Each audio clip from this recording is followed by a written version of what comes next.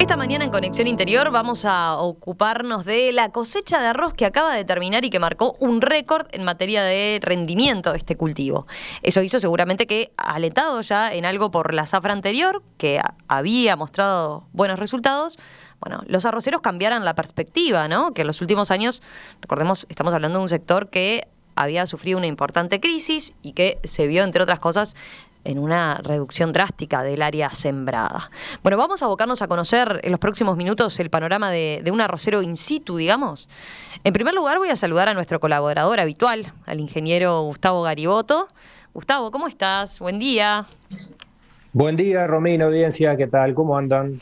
Todo bien, por suerte. Bueno, hoy te paso a buscar, pero seguimos por ahí nomás, por tus pagos. Seguimos por acá, mira, nos vamos para Rincón de Zamora, recordando la nota que hicimos, la primera nota que hicimos este año, el 4 de enero hicimos una nota, estrenamos el año en Conexión Interior, los oyentes que siguen el espacio lo recordarán y aquellos que no lo hayan visto pueden volver a él, que está colgado en la web, como todas las notas de En Perspectiva, que lo que hicimos fue hacer una recorrida virtual por una chacra de arroz de la mano de su responsable, el colega y amigo, el ingeniero agrónomo Álvaro López, viendo cómo estaba la situación en aquel momento, las expectativas, como tú bien recogías, de una buena zafra en cuanto a rendimientos y también en una mejora de los precios, que básicamente el arroz es un cereal exportable y por lo tanto depende mucho de lo que ocurra en el mercado internacional, que venía ya, fue el primer grano que luego de la pandemia pegó un salto. Entonces eso auguraba buenas perspectivas, pero también quiero recordar alguna condición productiva un poco particular, porque veníamos de un año en el cual la sequía había limitado la capacidad de cosecha de agua a las represas, en un cultivo que casi la mitad del área depende de agua de represas y otra es de bombeo de cursos de agua directamente, y eso entonces limitaba un poco, en algunos casos, la superficie sembrada y en otros casos la certeza de la disponibilidad de agua hacia el final del cultivo. Entonces parecía bueno con este fin de zafra de este cultivo, que es un cultivo muy, muy lindo, muy particular y que articula muy bien con la ganadería, es un cultivo tradicional, ver entonces cómo siguió el ciclo de ese cultivo, en qué terminó, cuáles fueron los rendimientos, cuáles fueron las calidades, porque el arroz también importa mucho, como en otros cultivos también importa mucho la calidad, cómo se fija el precio, y también pensar o contarle a la audiencia cómo siguen esas chacras que fueron cosechadas, qué fue necesario hacer para que se cosecharan y cómo sigue esa rotación dentro de esas chacras. Entonces, termino con esto, vamos a presentar al invitado de hoy, que como dije es el ingeniero agrónomo Álvaro López, de Tacuarembó, vinculado de toda la vida con el arroz, tanto desde el punto de vista profesional independiente, como luego como productor, que fue con quien tuvimos aquella nota el 4 de enero de este año. Álvaro, ¿qué tal? ¿Cómo estás? Un gusto reencontrarnos. Buenos días, la verdad que un placer estar de nuevo en comunicación con ustedes, y sobre todo muy contento porque no haya quedado solo en un tema puntual de ver la situación en la cual estábamos, sino en la preocupación posterior de ver cómo terminaba la evolución. Te propongo empezar por ahí. Ahí está, desde que hablamos allá por el 4 de enero que recordaba Gustavo, ¿cómo siguió el ciclo de cultivo desde aquel momento? ¿En qué consistió tu trabajo hasta hace unos días, no? Exacto. Bueno, en aquel momento nosotros veníamos con un volumen de agua escaso para llegar a fin de cultivo. Recordemos que desde octubre no llovió más, fueron unos escasos milímetros en diciembre, en enero unos escasos milímetros, después de que hablamos en enero también, y veníamos con una cantidad de agua almacenada muy baja para llegar al fin de cultivo. Por un lado, se dio un año bastante seco, con condiciones de radiación y temperaturas excelentes para el arroz, lo cual necesitábamos tener el agua suficiente. Pero el riego del cultivo se basa, más allá de lo que tenemos almacenado, de los aportes que pueda caer en precipitaciones. Este año eso fue cero, una demanda atmosférica muy fuerte. Entonces hubo casos como el mío, en la zona geográfica en la que la que estoy, el Rincón de Zamora, que venía con el agua que no llegaba a fin de cultivo. Eso la verdad que es un tema muy angustiante para un productor, obviamente que sus empleados también lo sienten, pero es muy angustiante porque implica no llegar al fin de zafra, significa que el rendimiento no se concreta más allá de lo bueno que pudo haber estado el cultivo previamente. Y en el caso nuestro, en los primeros días de febrero tuvimos 95 milímetros en 2 días, lo que nos permitió ahorrar 5 o 6 días posteriores de riego, completar bien la chacra y tirar hacia adelante el riego. Pero eso, la formas, lluvia esa de los primeros días te diré toda la primera quincena de febrero, no revirtió, digamos, el panorama. No, nos permitió llegar casi a fin de ciclo, fue salvador esa agua. En el este fueron lluvias de 300 milímetros, incluso con inundaciones. En el caso donde estoy ubicado yo, fue muy similar a lo que sucedió con el centro de Durazno, que fue una sequía muy dura, a nivel de ganadería, se sintió muy fuerte, con aguadas, con todo. Pero esos 95 milímetros nos permitió llegar casi hasta fin de ciclo. De todas formas, las condiciones meteorológicas, el año particular que se dio, que casi toda el área arrocera se plantó en octubre, permitió unos rendimientos espectaculares en Uruguay, que se alcanzó el récord nacional, bastante por arriba del anterior, que creo que es el 2014. 2015. Yo estaba repasando eso, se superaron los 9.000 kilos, ¿no? Por hectárea. Sí, 9.100 te diré, ¿no? 9.600 es más o menos algún dato que tengo posterior, queda muy poco, si no se levantó toda la cosecha, está ahí casi toda, falta recabar algunos datos más. El récord anterior había sido 8.686 en la zafra 2014-2015, ¿no? Exacto, este año fue bastante por arriba, y en el caso mío, que me quedé sin agua, yo estuve Te voy a cambiar la conversión. Tú trabajás en kilos, nosotros los productores arroceros trabajamos en bolsa, ¿no? Es muy fácil. Una bolsa es de 50 kilos, o sea que es el valor en kilos, dividirlo en 50 y tenerlo en bolsas. El rendimiento nacional debe haber andado entre 192 y 195. Yo tuve un rendimiento de 194 bolsas con problemas serios de agua para llegar. Uh-huh. Lo cual me sitúa en el promedio nacional, lo cual es espectacular. El sufrimiento durante la zafra más que se compensa con el rendimiento obtenido.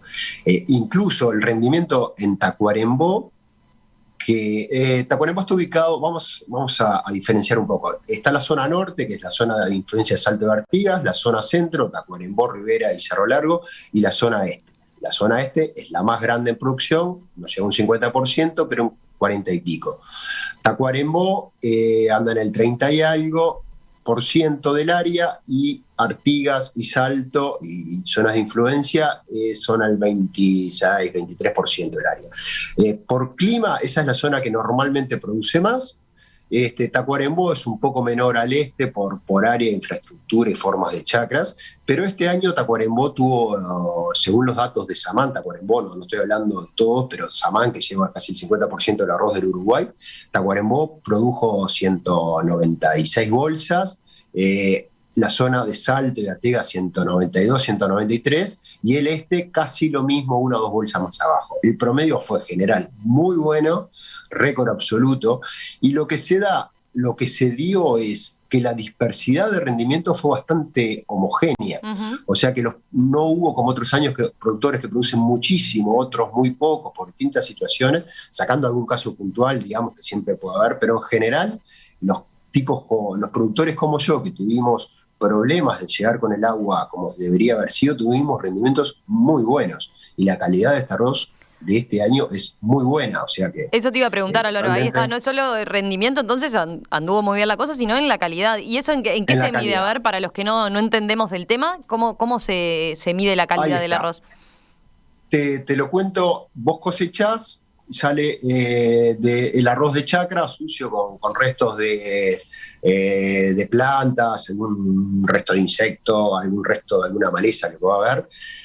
Eso se pasa a un camión, de un camión va al molino. En el molino se le toma la humedad y se le saca la basura en un zarandeo. Eso después se seca, se corrige por la humedad, que baja un 13% de humedad, se corrige la humedad de chacra, que normalmente anda ahí en el eje del 20, 22, 23, según el momento que se coseche. De ese arroz, luego de sacada la basura, luego de secado, pasa a un molino. En el molino se le saca la cáscara y se lo empieza a pulir para dar el arroz, el arroz que vemos. Y se genera subproductos, parte del pulido es el afrechillo, y a su vez se generan granos que no son enteros completamente.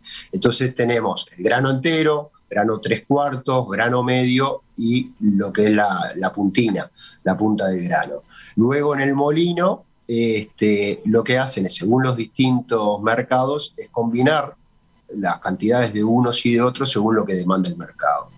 En el caso del arroz, entonces, lo que recibimos los productores nos descuentan la basura, nos corrigen la humedad y a su vez dentro del pulido ven cuánto es el blanco del grano, o sea, lo corrigen por blanco, lo corrigen por entero también y le pueden descontar alguna incidencia de mancha o yeso, que es el grano que no se terminó de formar porque hay muchas plantas con mucha variación de días del ciclo, entonces unas maduran un poquito antes, otras después.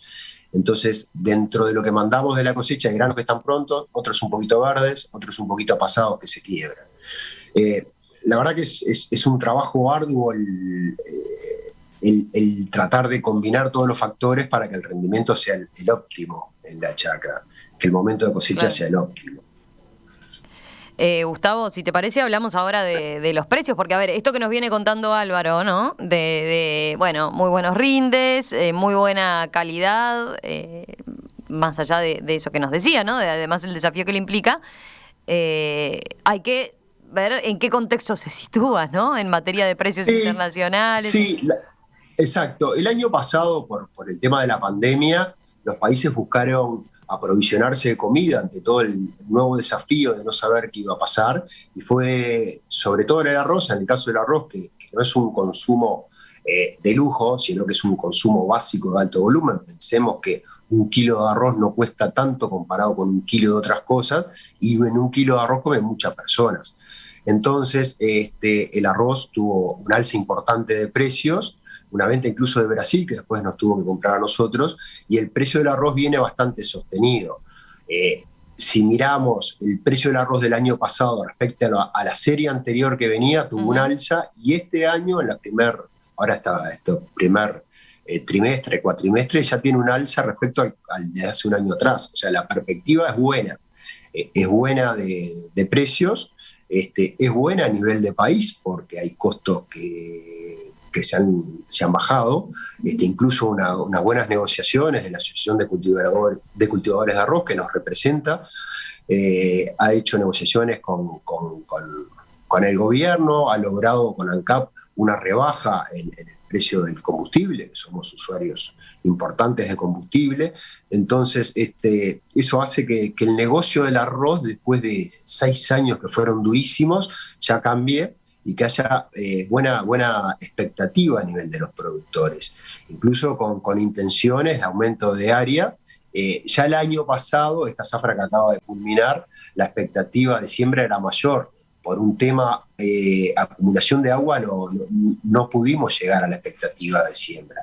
Este año la expectativa de siembra es mayor incluso, pero te diría que en el caso donde estoy yo, el déficit hídrico, no seca, pero sí déficit hídrico, se sigue manifestando, y las represas terminaron muy bajas y no han recuperado mucho. O sea, hay que ver, todavía quedan muchos meses por delante, pero el ánimo del productor arrocero es espectacular, y es lo bueno del sector. Es un sector que se reactiva rápidamente, si bien pasamos años muy complicados en el cual se redujo el área y desaparecieron productores, que es lo más triste, porque para nosotros no son productores, o sea, es Marcos, Ernesto, Andrés, o sea, son personas, compañeros nuestros, gente que conocemos, o sea, no es un sector como sector, sino un sector como personas que nos conocemos, que trabajamos en conjunto, que luchamos en conjunto, que tenemos una gremial que nos representa muy bien,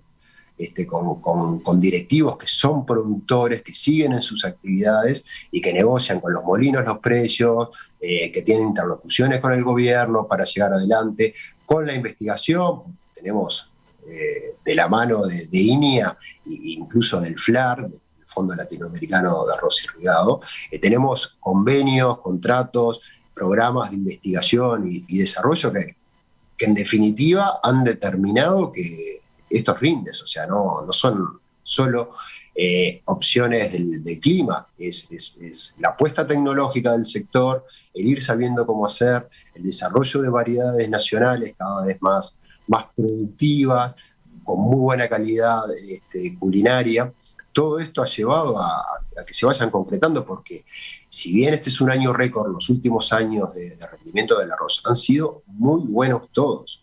Es un sector muy pujante, muy dinámico.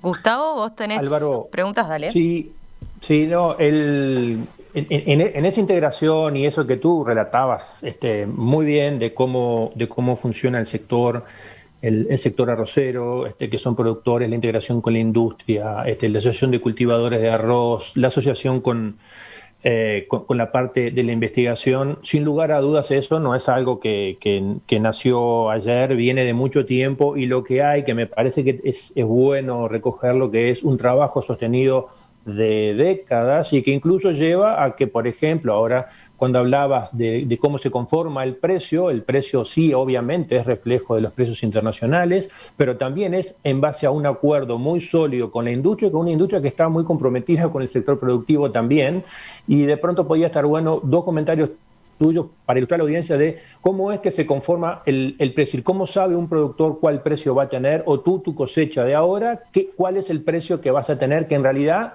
a ciencia cierta hoy todavía no lo sabés, pero estaría bueno poderlo brevemente comentar. Correcto.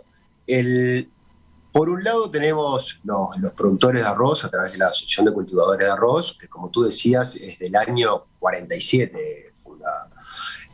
Por otro lado, la gremial de molinos, que se fundó 3 años posteriores, en el 50 más o menos, con un diálogo importante entre las dos partes para lograr atender todas las necesidades del sector. Porque hablamos de un sector, no hablamos de una parte productiva o una parte industrial. Eso, después de varias formas de actualizaciones, hay un decreto en el cual los reglamenta, está el Estado también como parte integradora a través de un decreto, y lo que se hace es, en base a los costos, al ingreso, perdón, a los costos no, al valor de venta, se le descuenta un valor industrial. De ese valor industrial hay una utilidad que va para la industria, y el resto pasa a los productores arroceros. Incluso hay devoluciones de impuestos, se trata de que muchas sean anticíclicas, pero en general son cíclicas, que es un retorno de las exportaciones, se le agrega el precio de la bolsa. También hay un descuento del fondo arrocero, que es un tema que no es menor, porque tuvimos años muy difíciles, hubo sectores de la economía que pusieron plata en el arroz, que se lo venimos devolviendo con las futuras producciones. O sea, es directo, no es, hay intervención del Estado para regular, no para subsidiar. Siempre el fondo arrocero, que se descuenta de la bolsa, es un pago del productor que lo asumió como sector. El sector es responsable de toda la devolución, lo cual le da credibilidad. Entonces, dentro de esa forma se ven los valores de exportación y se negocia un poco el precio, es un toque final, pero más o menos hay tablas en las cuales, de no haber acuerdo, hay una referencia para ir liquidando. Porque el productor termina su cosecha ahora y necesita cancelar créditos, pagar cosas, hay un precio provisorio que se basa en, si bien las ventas corren desde son anuales, pongámosle desde febrero a febrero del otro año, tenemos poco valor de venta inicial. Entonces, se fija un valor, si no hay mucha venta, se fija un valor de acuerdo a tablas preestablecidas. Eso es a mitad de año, por eso se cancelan créditos y bueno, se ve un poco cómo queda la situación. De acuerdo a todas las ventas futuras del año, ahí se se hace otra ronda de negociaciones más adelante, en el cual se fija el valor definitivo. Puede haber o no puede haber acuerdo entre las dos partes, puede haber diferencias. En ese caso se llama un arbitraje, los productores con algún estudio de por medio, los molinos con otro, se ponen de acuerdo, estudian los temas, ven los números, ven todo, y generalmente si hay acuerdo hay, y si no hay acuerdo hay un tercer árbitro que hace un juicio inapelable en ese caso.